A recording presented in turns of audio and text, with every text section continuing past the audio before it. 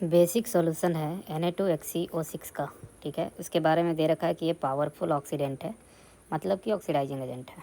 उसके बाद how many millimoles of manganese nitrate dot 6H2O hexahydrate है, react with 62.5 ml of 0.04 molar basic solution of this compound that contains an excess of sodium hydroxide.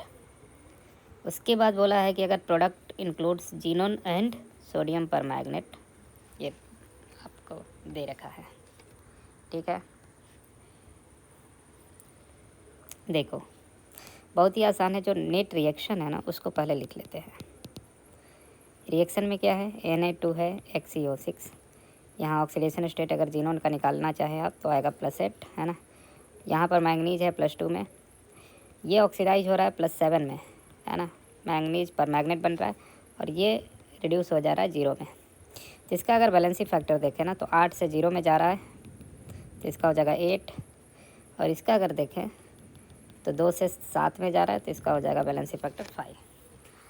अब आप law of equivalence तो पता ही है आपको, लगा देंगे कि milliequivalent of Na2HCO6 equal to number of milliequivalent of, है ना, मैंगनीज नाइट्रेट,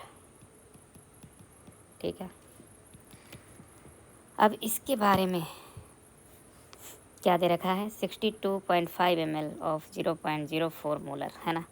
तो पहले मोलारिटी इंटू वॉल्यूम करेंगे आप तो ये आएगा मिली मोल्स इंटू एन फैक्टर करेंगे, एन फैक्टर इसका है 8, तब आ जाएगा मिली इक्विवेलेंट की संख्या, ठीक है। इधर सेम चीज़ करना है, लेकिन मिली मोल आपको नहीं पता तो मान लीजिए एन है मिली मोल इंटू बैलेंसी फैक्टर और वो होता है 5, ठीक है। तो एन की वैल्यू निकालना है सिंपल, 0.04 इंटू 62.5 इंटू 8/5, समझे।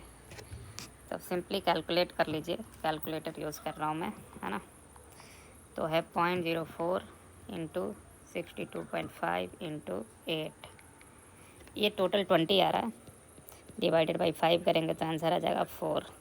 सो this is the number of millimole, है ना, ऑफ मैंगनीज नाइट्रेट, ठीक है, जो इस अमाउंट से रिएक्ट करने वाला है।